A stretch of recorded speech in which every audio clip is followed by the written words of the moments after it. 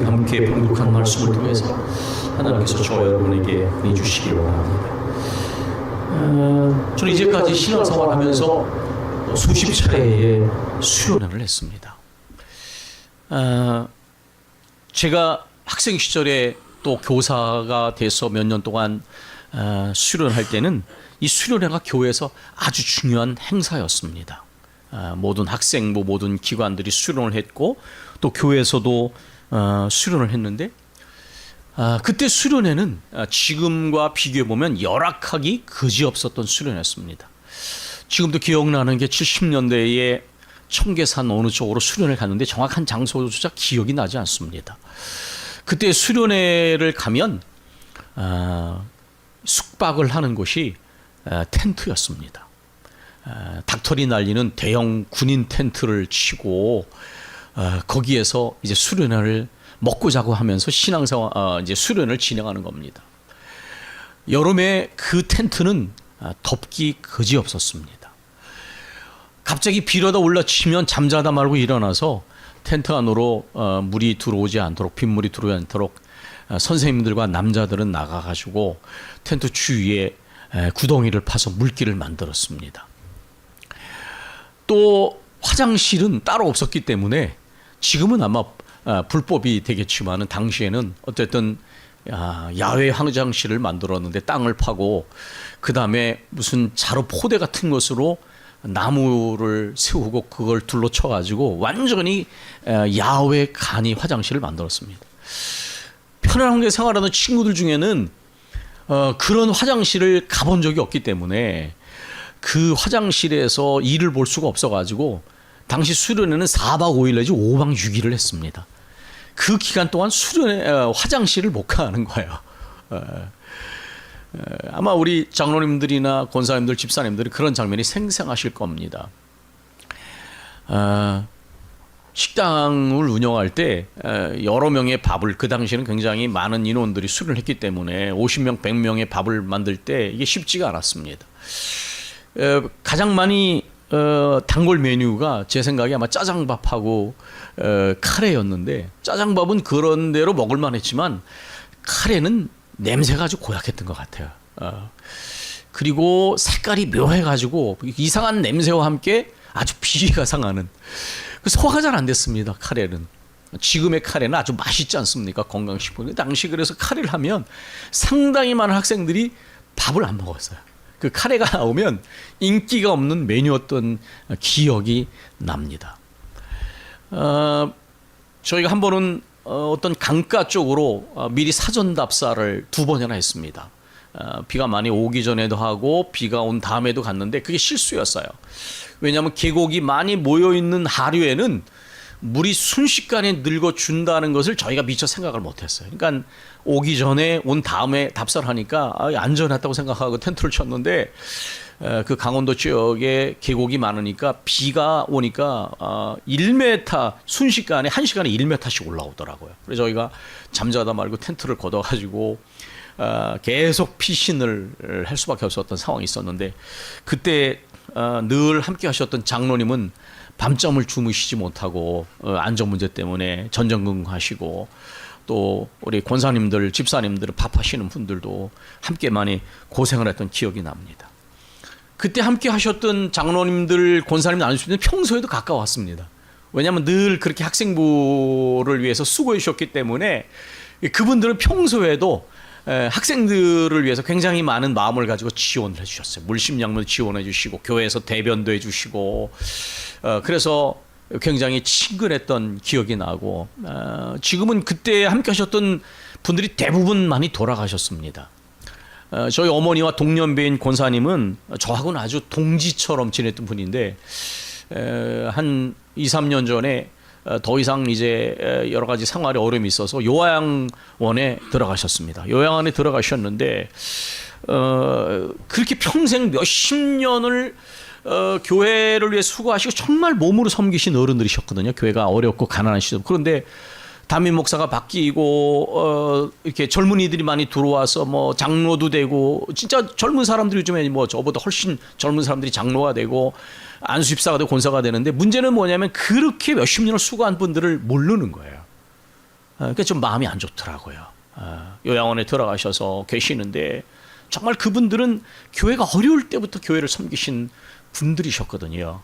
그런데 그분들의 그 기도와 헌신이 잊혀지는 게 좀 아쉬웠어요. 물론 하나님께서 그분들의 헌신을 기억하시라고 보고, 우리 교회도 계시는 우리 장로님들이나 권사님, 나주집사님들은 그렇게 평생을 교회를 섬기신 분들이니까 우리 젊은 세대는 나중에 우리가 더 나이가 들어도 그 주님을 향한, 교회를 향한 헌신과 눈물과 기도를 귀히 여기고 잊어버리지 않아야 합니다.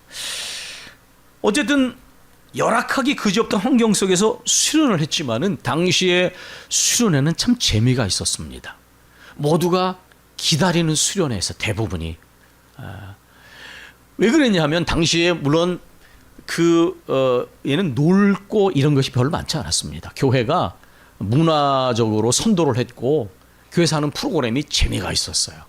지금은 뭐 놀 거 먹을 것이 투성이지만 이런 것 때문에 사람들이 교회 행사나 뭐 문학의 밤이나 수련회를 굉장히 기대를 하고 왔고, 또 교회 다니지 않던 친구들도 거기에 참여하기도 해서 함께 했던 기억이 납니다.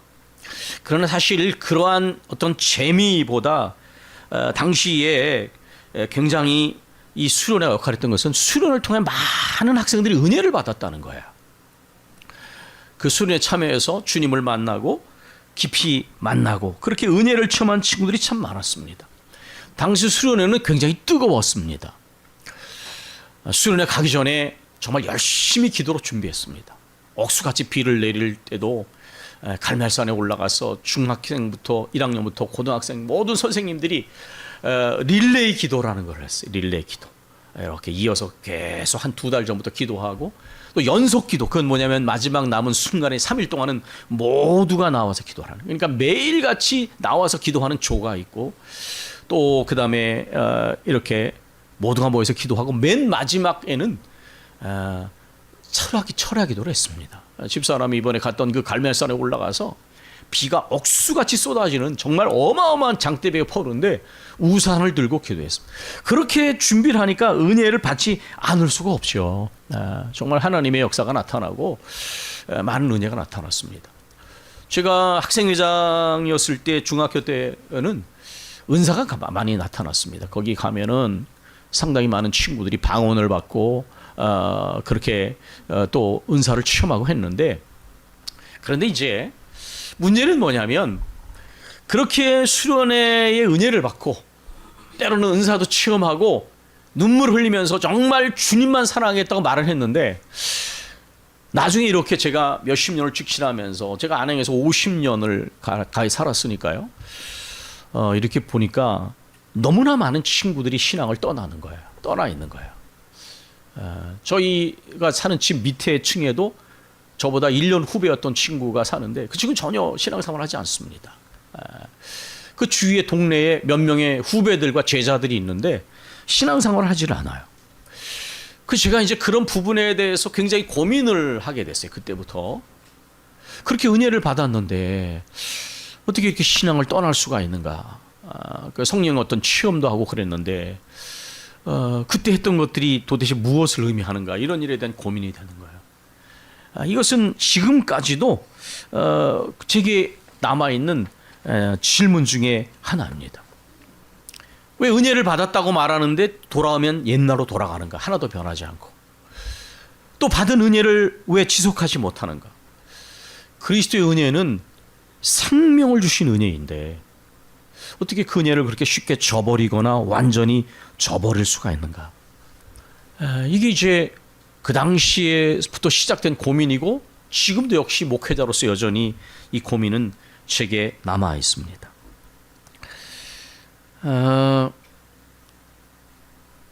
저는 그래서 이러한 신앙, 어떤 은혜를 받았다는 말의 의미를 어떤 특정한 순간에 특정한 사건에 매이거나 감정으로 받는 것은 분명히 아니다라는 생각을 하는 것이죠. 제가 그 이후에 생각하는 것의 중요성에 대해서 이제 생각을 하기 시작했습니다. 정말 생각하는 것의 중요성, 생각하는 신앙생활. 그래서 오늘 저 말씀의 제목이 생각하는 신앙생활입니다. 그리스도의 크신 구원의 은혜를 생각하고 또 우리가 이제까지 존재하고 있는 만큼 인생을 살아온 그 시간의 길이만큼 우리는 은혜 가운데 살아왔거든요. 그래서 제가 크고도 헤아릴 수 없는 은혜 그렇게 말하는 것입니다. 크고도 헤아릴 수 없는 은혜. 내가 심지어 그 은혜를 느끼지 못하는 순간에도 마치 산소가 공기가 존재했었는데 우리가 호흡을 하며 살아갈 수 있듯이 주님 우리가 존재하는 것, 살아있는 것 그 다 은혜 가운데 이루어지고 있고 또 은혜 가운데 온 것이죠. 이러한 크고도 헤아릴 수 없는 은혜를 생각하고 주의 말씀을 깊이 묵상하고 왜냐하면 말씀을 통해서 은혜를 되새기게 되잖아요. 그죠? 또 제가 만약에 교회가 어느 정도 여유적인 공간을 가진다면 영혼의 위대한 스승을 만나는 도서관을 만들는 이유가 뭐냐면 우리의 신앙이 때로는 너무 감정적이지 않느냐. 그래서 영혼의 위대한 스승들을 만나서 그들이 어떻게 그리스도의 은혜를 깨달았고 그들의 언어와 삶으로 증언했는지를 우리 반드시 공부해요. 성경만 읽어서는 안 돼요. 그것이 신앙생활이 바른 것이 아니에요. 영혼의 위대한 스승들을 반드시 만나야 됩니다. 왜냐하면 그 말씀에 어떤 깊은 묵상들이 체험들이 거기 들어있어요. 그러니까 성경 구조를 아는 게 신앙이 아닙니다. 성경의 말씀의 깊은 내용을 체험으로 연결할 수 있어야 되고 배워야 돼요. 여러분 책 읽는 것을 소홀히 여기시면 안 됩니다. 요즘 세대가 책을 읽지 않지만 책을 읽어야 생각하게 되죠. 생각하고 발전이 됩니다. 책을 읽지 않는 사람은 자기 틀을 벗어나기 어려워요.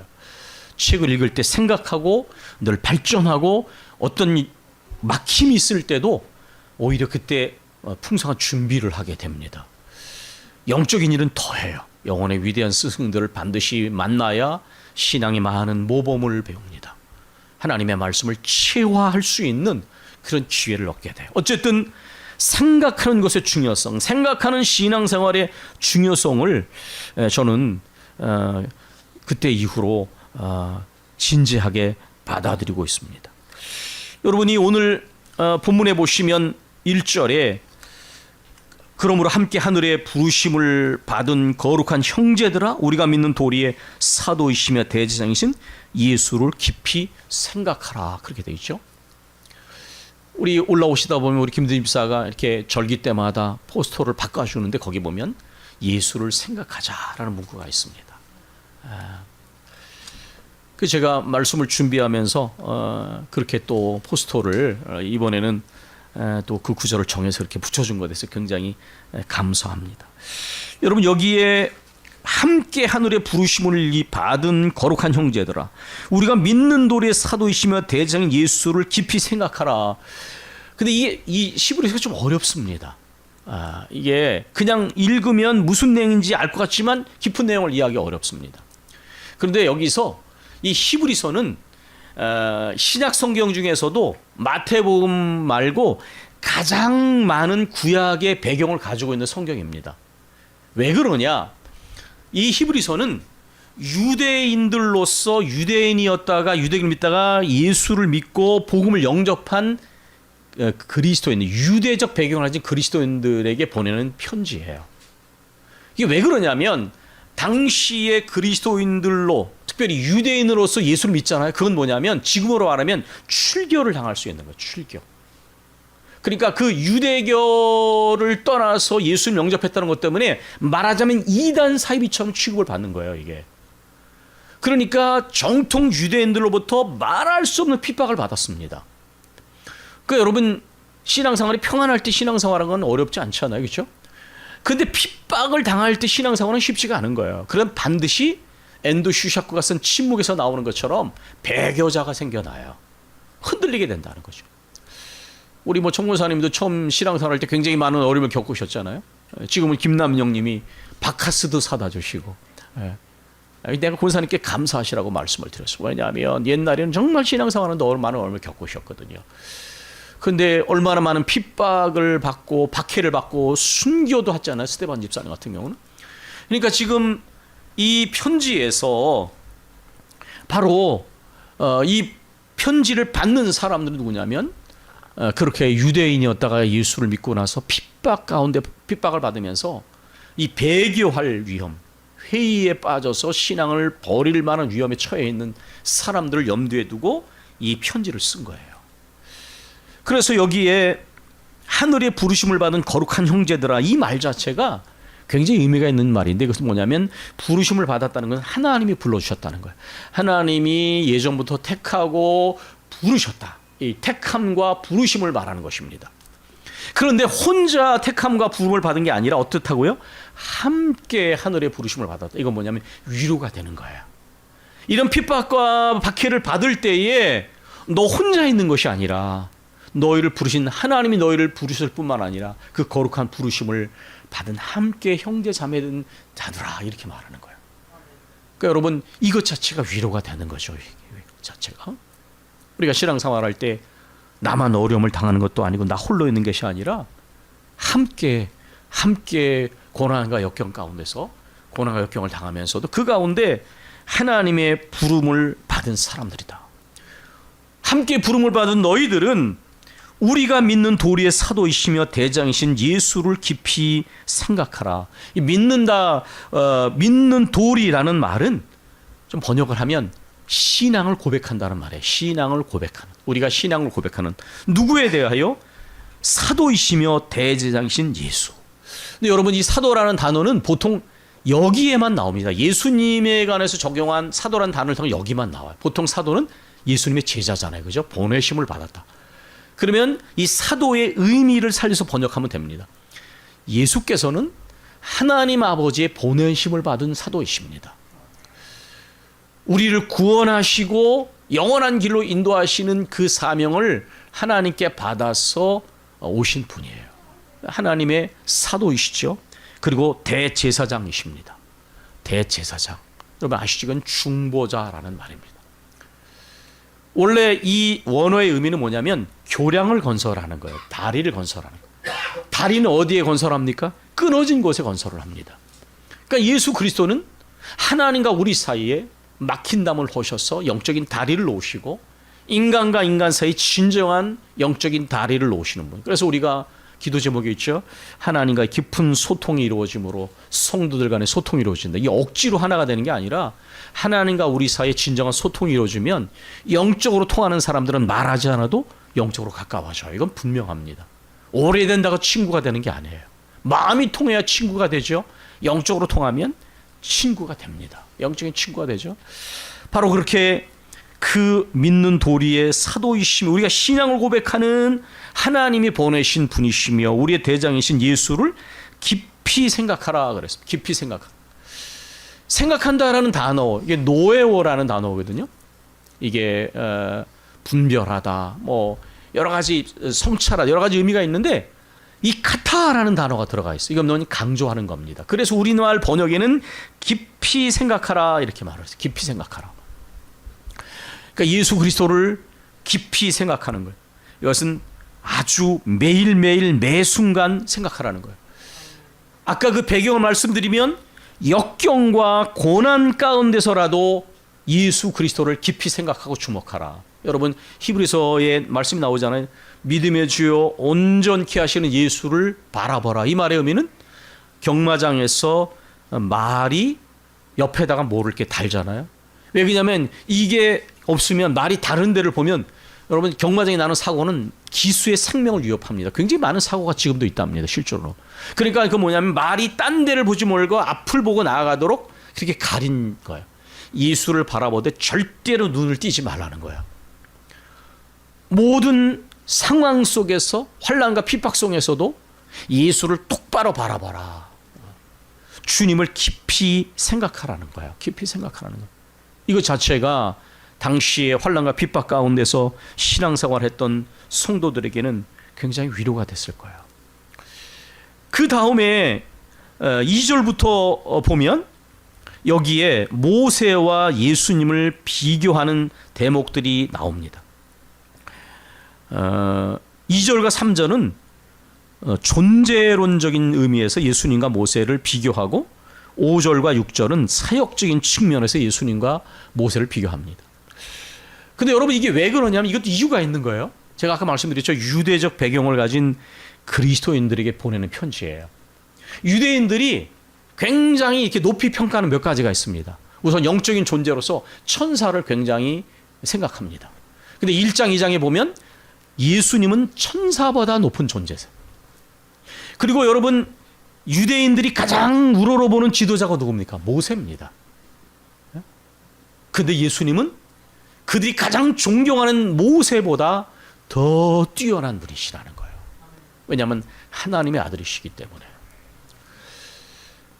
거기에 신실이라는 단어가 나옵니다. 이게 피스티스라는 단어입니다. 여러분, 이 단어가 믿음이라는 단어이지만 여러분 아시죠? 피스토스, 이것은 형용사형인데 믿음직스럽다, 미쁘다 그런 말입니다. 그러니까 믿음이라는 단어와 충성된 단어가 한 단어라는 걸 아십니까? 우리가 신실하다, 그게 뭡니까? 그 사람 믿을 수 있다 그런 말이에요. 하나님께서 맡겨주신 모든 일에 대하여 신실하다, 충성되다 똑같은 말입니다. 예수 그리스도는 신실한 분이셨어요. 왜냐하면 하나님께서 맡기신 일에 죽기까지 충성하셨잖아요. 그죠? 죽기까지 하나님의 뜻을 이루셨어요. 모세도 아주 신실한 사람이었습니다.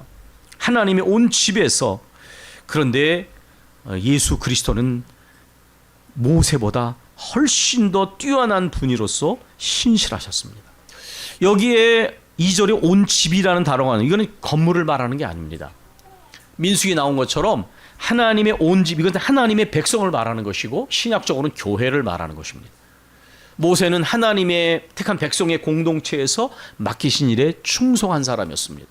예수 그리스도는 하나님의 교회에서 하나님께서 맡겨주신 일에 하나님께 맡겨진 백성들에 대하여 그들을 구원하는 그러한 사명을 아주 신실하게 감당하신 그런 분이십니다. 그렇기 때문에 예수 그리스도는 더욱 존귀한 분이다 그렇게 말했습니다. 여기에 집이 있는 이 집은 건물이 아니라 하나님의 백성이기 때문에 이 공동체를 지으신 예수 그리스도는 이 공동체보다 훨씬 더 존귀한 분이십니다. 여기에 모세는 장래 말할 것을 증언하기 위하여 하나님 온 집에서 종으로서 신실하였다 그랬는데 모세는 예수 그리스도를 증언한 사람으로 그렇게 말하고 있습니다. 근데 여기에 종은 둘로스라고 하는 노예라는 개념하고는 다릅니다. 이 종은 뭐냐면 일정한 권한을 가지고 있는 대리자입니다. 그러니까 여러분 왜 고귀한 신분을 가지고 있는 집안의 종은 이 귀족 집안의 종은 함부로 대할 수 없잖아요. 왜냐하면 일정한 권한을 가지고 있기 때문에. 그러니까 여기에 모세는 그런 종이었습니다. 하나님께서 맡겨주신 어떤 권한을 가지고 있는 종. 그러나 그 종으로서 신실했던 충성했던 모세와 다르게 그리스도는 하나님의 집을 맡은 아들로서 충성하셨다라는 것입니다. 여러분이 그 1절과 6절을 읽으신 다음에 7절부터 읽으면 거기에는 어떤 내용이 나오냐면 이스라엘 백성들이 주님의 말씀에 순종하지 않아서 광야에서 멸망을 하고 그 다음에 이제 그렇게 엎드러졌다라는 내용을 말하고 있는데 이것은 무엇을 말하는 것이냐면 예수 그리스도는 하나님의 보내심을 받은 하나님의 뜻을 이루는 말씀 자체이십니다. 그래서 예수 그리스도를 영접하지 않고 하는 것은 말씀에 대한 불순종이고 결국 그 말씀에 대한 불순종은 영원한 안식을 잃어버리는 멸망으로 간다는 것을 경고하는 거예요. 예를 들면 우리가 알고 있는 구절 중에 하나님의 말씀은 뼈와 골수를 쪼갠다 이런 말이 있죠. 그죠? 우리가 보통 그걸 어떻게 해석하냐면 하나님의 말씀의 능력이 가지고 있는 걸로 해석을 하죠. 근데 원래 문맥은 이런 것입니다. 사람이 육신이 쪼개지고 영이 쪼개지면 어떻게 돼요? 죽어요. 그죠? 그러니까 이것은 사실은 경고의 말씀이에요. 하나님의 말씀에 순종하지 않으면 너희가 멸망한다는 걸 경고하는 말씀이에요. 그러니까 하나님의 말씀에 반대로 말하면 하나님의 말씀이신 예수 그리스도에게 순종하면 너희가 끝까지 여기 나온 것처럼 너희의 소망의 확신과 자랑을 끝까지 굳게 잡고 있으면 우리는 그의 집이다. 이게 무슨 말이냐? 환난과 핍박 가운데서도 예수 그리스도를 굳게 붙잡고 소망 가운데 순종함에 나아가면 주님과 함께 있으면 너희는 영원한 안식과 구원을 얻는다는 거예요. 그러나 말씀이신 예수 그리스도를 떠나면 너희들은 죽게 된다 이런 말입니다. 이해하시겠어요? 그러니까 우리가 하나님의 말씀이 무슨 심령 골수를 쪼고 이럴 때에 이 말의 의미가 원래는 경고라는 거예요. 너희가 예수 그리스도를 잊어버리면, 말씀이신 예수 그리스도께 순종하지 않으면 너희도 멸망할 것이다. 그러나 바꿔 말하면 약속입니다. 말씀이신 하나님 말씀인 예수 그리스도를 너희가 굳게 붙잡고 소망 가운데 나가면 너희가 영원한 안식을 얻게 될 것이다. 이게 약속의 말씀이에요. 그러니까 하나님의 말씀이신 예수 그리스도의 능력을 여기에서 말하고 있는 것입니다. 예수 그리스도는 충성된 하나님의 아들로서 우리의 사도와 또한 대제사장이 되신다라는 것을 말씀하고 있는 것입니다. 아까 말씀드린 것처럼 이 말씀은 이제 핍박과 환난을 겪고 있는 유대인 출신의 그리스도인들에게 절대로 예수를 잃어버려서는 안 된다. 예수를 놓쳐서는 안 된다. 말씀이신 예수 그리스도를 굳게 붙잡고 깊이 생각하면서 예수 그리스도를 굳게 잡으면 너희가 영생을, 영원한 안식을 얻을 것이다 라고 말하고 있는 구절입니다. 여러분, 이것은 경고와 동시에 그렇게 이제 평안을 주는 약속의 말씀이라는 것을 말씀을 드렸습니다. 제가 이 내용이 조금 제가 본 거를 했더니 하나를 좀 찾아야, 여기 있군요. 네, 제가 여러분 우리가 잘 알고 있는 내촌 감삼, 우찌무라 간조라고 말하잖아요. 우찌무라 간조가 쓴 예수를 생각하고 나는 이라는 시, 이거 복음성가로도 만들어졌죠. 예수를 생각하고 나는, 뭐 이렇게 부르는 찬양이 나중에 한번 배우면 좋을 것 같아요. 이 시를 읽어드림으로써 말씀을 좀 이렇게 마무리하려고 합니다. 예수를 생각하고 나는, 예수를 생각하고 나는 나의 가난함도 슬프지 않고 남의 부유함도 부럽지 않나니 예수를 생각하고 나는 오직 감사한 마음이 넘칠 따름이라. 예수를 생각하고 나는 몸의 환난도 괴롭지 않고 그 행복도 사모하지 않나니 예수를 생각하고 나는 오직 평강과 만족만 있을 따름이라. 예수를 생각하고 나는 일의 실패에 실망하지 않고 그 성공에 기뻐하지 않나니 예수를 생각하고 나는 영원한 승자이기 때문이라. 여러분, 일본은 지금도 예수를 믿는 비율이 1%밖에 안 된다고 그러잖아요. 1900년도 초기에 선교사를 통하여 복음을 받아들였던 이 우찌무라 간조는 아마 분명히 굉장히 많은 어려움을 겪었을 겁니다. 지금도 동사무소가, 주민센터가 불교적 배경을 가지고 있는 나라가 일본인데 거기서 신앙생활을 하면서 많은 어려움을 겪었을 건 분명합니다. 그런데 이 시를 보면 모든 박해 어려움 속에서도 우찌무라 간조는 오직 주님만을 향한 믿음과 그 믿음을 굳게 붙잡고자 하는 의지와 결단을 담고 있습니다. 예수를 생각하고 나는 어떤 조건, 어떤 상황, 어떤 형편에 상관없이 예수를 생각하면, 그 은혜를 생각하면 잃어버렸던 감사가 회복되는 겁니다. 환경과 여러 가지 핍박 속에 눌려있던 마음이 펴지는 겁니다.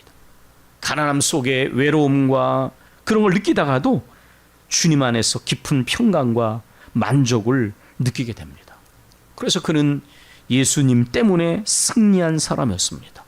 감정과 상황과 조건을 넘어서서 일시적이 아닌 삶의 전반과 일생을 지배하는 감사의 사람으로 그가 살 수 있었던 것은 바로 예수를 생각하고 깊이 생각하고 그 주님을 굳게 붙잡고 나아가는 믿음이요, 또 믿음에서 나오는 분명한 의지와 결단이었기 때문입니다. 저는 오늘 설교를 시작하면서 수련의 사례를 들었습니다. 그렇게 많은 은혜를 받고 그렇게 눈물을 흘리고 콧물을 흘렸지만 정작 왜 사람들이 예수를 떠나고 그렇게 하는가?